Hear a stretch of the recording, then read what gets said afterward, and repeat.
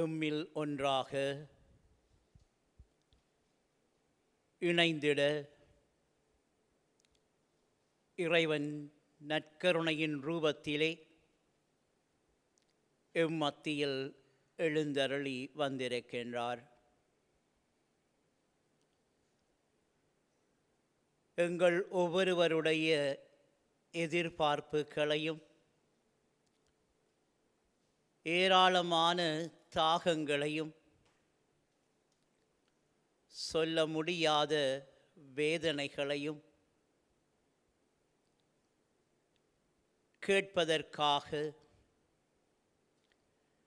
கேட்பதோடு மட்டும் நின்று விடாமல் அவற்றிற்கெல்லாம் பதில் கொடுப்பதற்காக மத்தியில் எழுந்து வந்து வீற்றிருக்கின்றார். வீற்றிருக்கும் நற்கருணை ஆண்டவரை நாமும் எமக்குள்ள அனைத்து விதமான துன்பங்கள், வேதனைகள், கவலைகள், தேவையல்லாத சிந்தனைகள் அனைத்தையும் ஓரம் கட்டி வைத்துவிட்டு எம்மை தேடி வந்த நற்கருணை நாதரை நாமும் மத்தியிலே வரவேற்போம். எமக்குள் வருகின்ற இறைவன் எங்களுக்குள்ளே இருக்கின்ற எல்லா விதமான தீய குணங்களிலிருந்தும் அன்றாடம் நாங்கள் வீழ்ந்து கிடக்கின்ற பாவ வாழ்க்கையிலிருந்தும் எம்மை காத்து தூய்மைப்படுத்தி தனக்குள் ஒருவராக எங்களை மாற்றுகின்றவராக எம்முன் எழுந்தருளி வந்திருக்கின்றார். ஆகவே நாமும் எம்மை தேடி எம்மில் எழுந்தருளி வந்திருக்கின்ற நாதரை ஏற்றுக்கொள்வோம், வரவேற்போம், அவருக்கு புகழ் பாடுவோம். ஆண்டவன் இயேசு இன்றும் என்றும் எப்பொழுதும் நமக்காக காத்திருக்கின்றார். ஆகவே சற்று நேரம் மௌனமாக எங்களை நாங்கள் மனதளவால் ஒருநிலைப்படுத்தி ஆண்டவருக்குள் சென்று அவருடைய வார்த்தையில் எங்களை இணைத்துக் கொள்வோம். அவர் கூறுகின்ற வார்த்தை உண்மையுள்ளது, உயிருள்ளது என நம்புவோம்.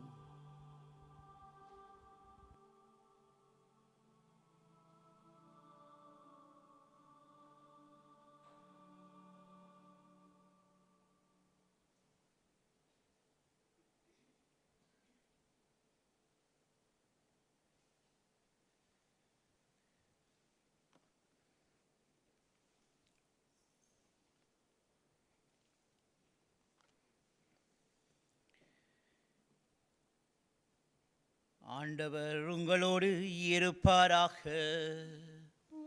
ஆன்மாவோடும் இருப்பாராக. தூயவரான மத்தேயு எழுதிய தூய நற்செய்தியில் இருந்து வாசகம்.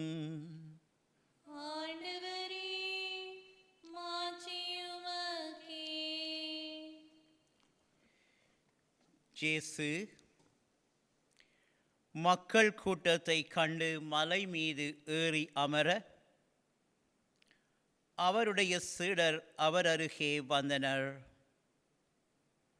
அவர் திருவாய் மலர்ந்து கற்பித்தவை: ஏழையரின் உள்ளத்தோர் பேறு பெற்றோர், ஏனெனில் விண்ணரசு அவர்களுக்கு உரியது. துயருறுவோர் பேறு பெற்றோர், ஏனெனில் அவர்கள் ஆறுதல் பெறுவர். கனிவுடையோர் பேறு பெற்றோர், ஏனெனில் அவர்கள் நாட்டை உரிமை சொத்தாக்கிக் கொள்வர். நீதி நிலைநாட்டும் வேட்கை கொண்டோர் பேறு பெற்றோர், ஏனெனில் அவர்கள் நிறைவு பெறுவர். இரக்கமுடையோர் பேறு பெற்றோர், ஏனெனில் அவர்கள் இரக்கம் பெறுவர். தூய்மையான உள்ளத்தோர் பேறு பெற்றோர், ஏனெனில் அவர்கள் கடவுளை காண்பர். அமைதி ஏற்படுத்துவோர் பேறு பெற்றோர், ஏனெனில் அவர்கள் கடவுளின் மக்களென அழைக்கப்படுவர். நீதியின் பொருட்டு துன்புறுத்தப்படுவோர் பேறு பெற்றோர், ஏனெனில் விண்ணரசு அவர்களுக்கு உரியது.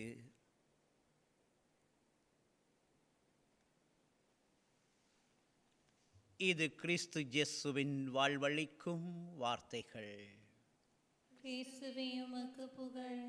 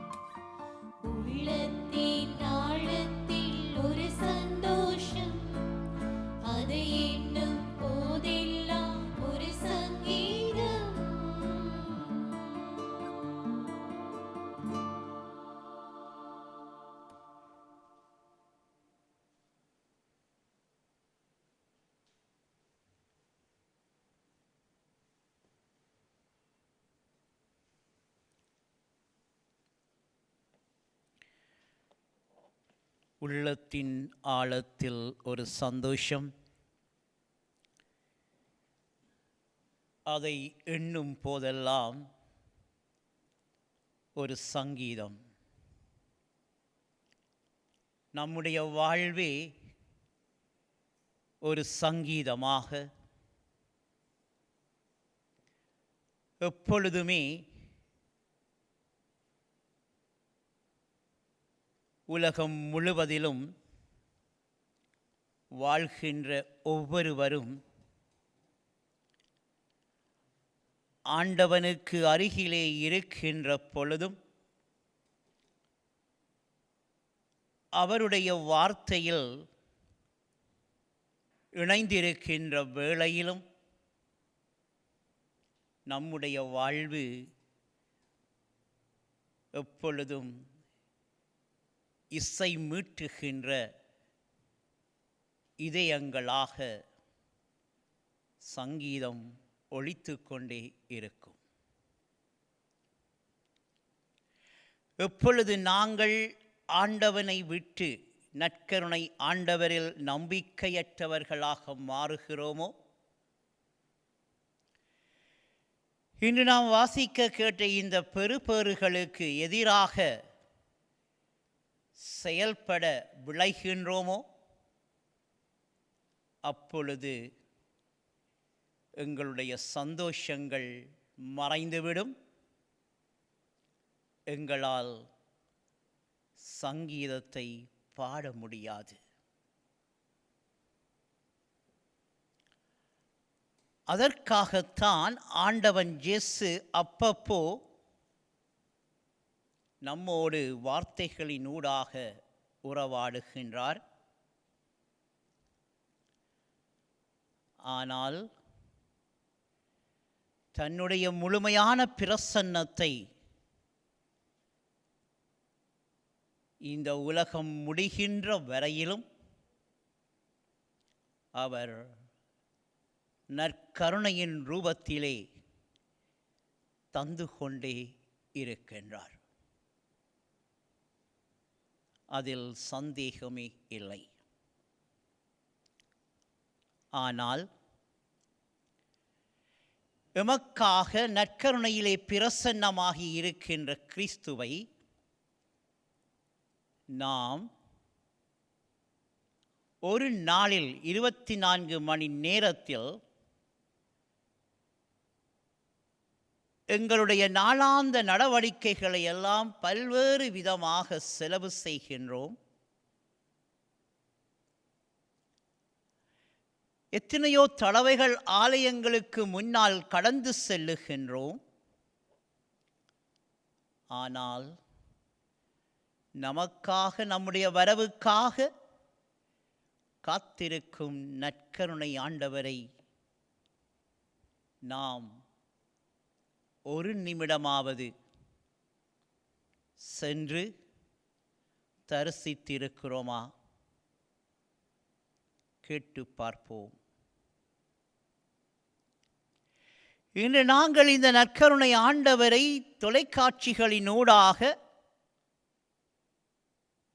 பற்பல இடங்களில் இருந்தும் எத்தனையோ விதமான ஏக்க அலைகளோடு உற்று நோக்குகின்றோம்.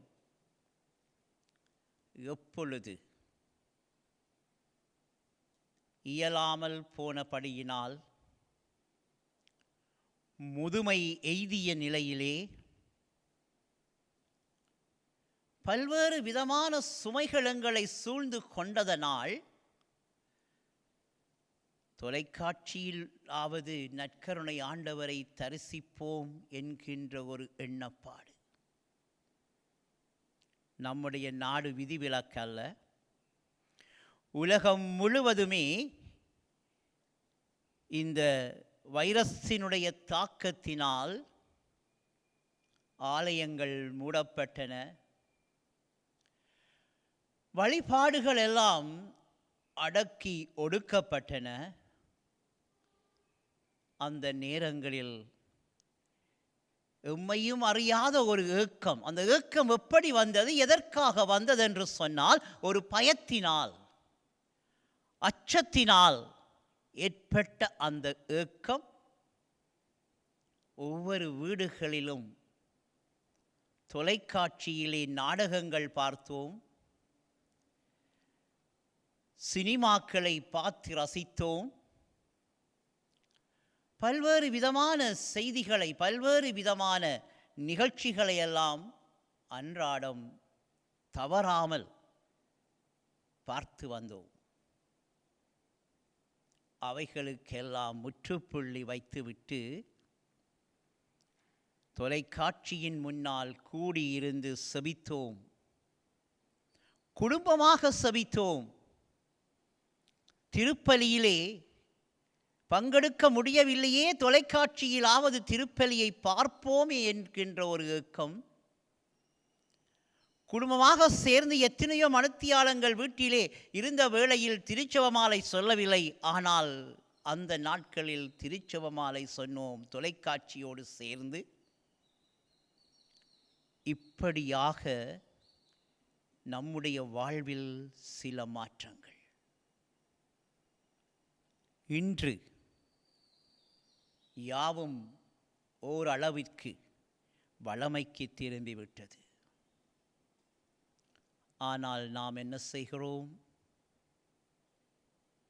பழைய குருடி கதவை திறவடி என்பதைப் போல நம்முடைய வாழ்க்கையை மாற்றிக்கொண்டோம். ஆலயத்திற்குள் இருக்கும் நற்கருணை ஆண்டவரை மறந்தோம். எமது வீட்டிற்கு அருகிலே இருக்கின்ற எத்தனையோ விதமான நோயாளர்கள், ஏழைகள், எளியவர்களை கண்டுகொள்ளாமல் விட்டோம். இன்று இயேசு நற்செய்தியிலே கூறிய அந்த வார்த்தைகளின்படி வாழ்வதற்கு நாங்கள் எத்தனிக்கவே இல்லை. ஏழைகள் மீது இரங்கவில்லை, உண்மைக்காக நீதிக்காக குரல் கொடுக்கவில்லை, அமைதி ஏற்படுத்துவதற்கு சந்தர்ப்பங்கள் வந்த வேளையிலும் அமைதியை குழப்புகின்றவனாக, குழப்பியவளாக நாங்கள் வாழ்ந்து கொண்டிருக்கிறோம். தூய்மையான உள்ளத்தோர் பேறு பெற்றோர், அவர்கள் கடவுளின் பிள்ளைகள் என அழைக்கப்படுவார்கள் என்று கூறியதற்கு கூட செவிமடுக்காமல் தூய்மையற்ற வாழ்க்கையில் நாங்கள் வாழ்ந்து கொண்டிருக்கிறோம். இப்படியாக எங்களது வாழ்வை நாங்கள் மாற்றிவிட்டோம். ஆனால் இந்த பேறுகளிலே முக்கியமான பெறு இரண்டை நாங்கள் பார்க்கலாம். ஒன்று, இரக்கமுடையோர் பேறு பெற்றோர், ஏனெனில் அவர்கள் இரக்கம் பெறுவர். ஆண்டவர் எப்பொழுதுமே இரக்கமுள்ளவராக இருக்கின்றார். இந்த நற்கருணையே ஒரு இரக்கத்தினுடைய பிரதிபலிப்பு. தனது உடலையே நமக்காக கொடுத்தார் என்று சொன்னால் அது இந்த உலகம் முழுவதும் தொடர்ந்தும் தன்னுடைய உடலை உட்கொள்ளுகின்ற பொழுது தூய்மையாக்கப்பட்டு பலப்படுத்தப்பட்டு தன்னுடைய பிள்ளைகள் என்கின்ற நாமத்தை பெறுவார்கள் என்கின்ற அந்த எதிர்பார்ப்பு. ஆண்டவர் எம்மீது கொண்ட இரக்கம், நாங்கள் ஆண்டவன் மீது எப்பொழுது இரக்கப்படுகிறோம்? இரக்கமுடையோர் பேறு பெற்றோர், ஏனெனில் அவர்கள் இரக்கம் பெறுவர். நாங்கள் ஆண்டவரிலே இரக்கப்படுகிறோமோ இல்லையோ, ஆனால் ஆண்டவர் எம்மை எப்பொழுதுமே இரக்க கண்களோடு பார்க்கிறார். இரண்டாவதாக, கிறிஸ்து இயேசுவை பற்றியோ ஆண்டவர் தூய ஆவியானவரை பற்றியோ நாங்கள் செபிக்க ஆரம்பிக்கின்ற பொழுது அமைதியின் ரூபமே, அமைதியின் தெய்வமே என்று எத்தனையோ தடவைகள் அழைக்கின்றோம். ஆதலால் தானோ என்னவோ கிறிஸ்து சொன்னார், அன்று மலைப்பொழிவிலே, இன்று என்னையும் உங்களையும் பார்த்து சொல்லுகிறார், அமைதி ஏற்படுத்துவோர் பேறு பெற்றோர், ஏனெனில் அவர்கள் கடவுளின் மக்கள் என அழைக்கப்படுவர். இன்றைக்கு முழு உலகமுமே ஏங்கி தவிப்பது எதற்காக? இந்த அமைதிக்காக. புனித பவுலடிகளார் கூட தன்னுடைய நிருபத்திலே ரோமியருக்கு எழுதிய திருமடலிலே 12ஆம் அதிகாரம் 18வது வாக்கியத்திலே கூறுகின்றார், உங்களால் இயலுமானால் எல்லோருடனும் அமைதியுடன் வாழுங்கள். வானலாவ வளர்ந்து கிடக்கிற கட்டிடங்களை பார்த்து சொல்லவில்லை, உயர்ந்து நிற்கின்ற மலைகளை பார்த்து சொல்லவில்லை, காடுகளாக வளர்ந்து நிற்கின்ற மரங்களை பார்த்து சொல்லவில்லை, பரப்பென ஊர்வனவற்றை பார்த்து சொல்லவில்லை. புனித பவுல் ஒவ்வொரு மனிதனையும் பார்த்து சொல்லுகிறார். ஏன்? மனிதனால் மட்டும்தான் அந்த அமைதியை ஏற்படுத்த முடியும். நாங்கள் பல வேளைகளிலே ஐயோ எனக்கு அமைதி இல்லை, நான் குழம்பி போய் இருக்கிறேன், எனக்கு நிம்மதி இல்லை என்று சொல்லுகிறோமே. காரணம் என்ன? என்னுடைய அம்மா, என்னுடைய அப்பா, என்னுடைய சகோதரன், என்னுடைய நண்பன், என்னுடைய அதிபர், என்னுடைய தொழில் புரிகின்றவர்கள், இப்படியாக எம்மை சுற்றி இருக்கின்றவர்களை எல்லாம் நாங்கள் குறை கூறுகின்றோம். இல்லை, அந்த அமைதி இருக்க வேண்டிய இடம் இங்கே. எங்களது உள்ளத்திற்குள் அமைதி இருக்குமே, ஆனால் எம்மை சுற்றி இருக்கின்றவர்களையும் நாங்கள் அமைதிப்படுத்தலாம். ஆண்டவன் அமைதியோடு பிறந்தான், அமைதியின் தூதுவனாக இவ்வுலகிற்கு வந்தார். கிறிஸ்துவினுடைய பிறப்பு செய்தியை கேட்டதுமே அமைதி உண்டாயிற்றென்று சொன்னார்கள். கிறிஸ்து உயிர்த்தெழுந்ததுமே தன்னுடைய சீடர்களை பார்த்ததுமே கூறிய முதலாவது வார்த்தை அமைதி உண்டாகட்டும் என்று சொன்னார். ஏன்? குழம்பி போய் கிடந்த அந்த யூத சமூகத்திற்கு, அடிமைப்படுத்தப்பட்டிருந்த இஸ்ராயேல் மக்களுக்கு, பல்வேறு விதமான சோதனைகளுக்குட்பட்டிருந்த மக்களை பார்த்து சொன்னார், அமைதி உண்டாகுக. ஆமிரை இயேசுவிற்குள் அன்புமிக்க சகோதர சகோதரிகளே, நாமும் அன்றாடம் நற்கருணையில் இருக்கின்ற ஆண்டவன் அமைதியின் பிறப்பிடமாக, அமைதியின் ஊற்றாக, அமைதி கொடுக்கின்றவராக இருக்கின்றார் என்பதை உணர்ந்து கொண்டு அவர் முன்னால் சென்று 24 மணி நேரத்தில் 24 மணி நேரம் வேண்டாம், 24 நிமிடங்கள் வேண்டாம், குறைந்தது 24 வினாடிகளாவது ஆண்டவன் முன் வந்து எங்களை அவர் பாதம் சரணாகதியாக்குவோம்.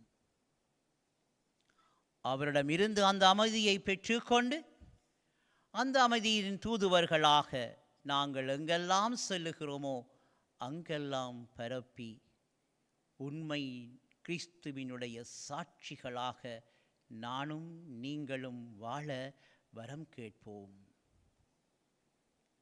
இன்று நம்முடைய நாட்டிலே தேர்தல்கள் நிறைவுக்கு வந்திருக்கின்றன. பலருடைய வாழ்க்கையிலும் பலருடைய உள்ளத்திலும் எழுந்து நிற்கின்ற கேள்வி என்ன ஆகுமோ? குழப்பம் வேண்டாம், பயம் வேண்டாம். தூய ஆவியானவரிடம் மன்றாடுவோம். ஆண்டவர் எல்லோரையும் அமைதிப்படுத்தி பாதுகாத்து நல்லதொரு வழியை நமக்கு தருவார். அந்த சிந்தனையோடு ஆண்டவரது ஆசீரை பெற முயற்சி செய்வோம்.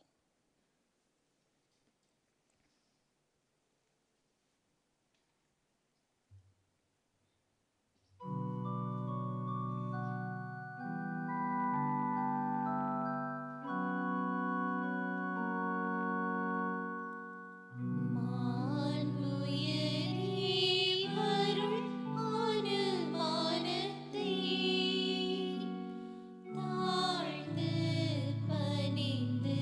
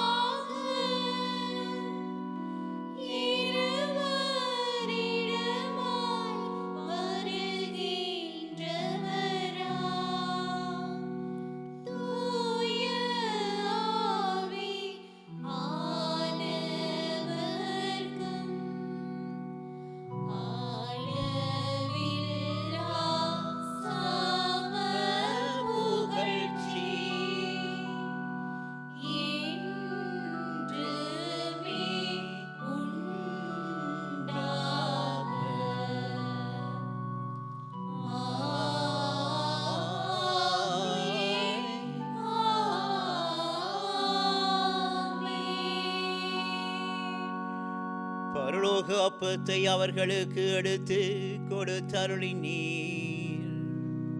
அதில் சகல மதுர இன்பமும் உண்டாயிருந்தது.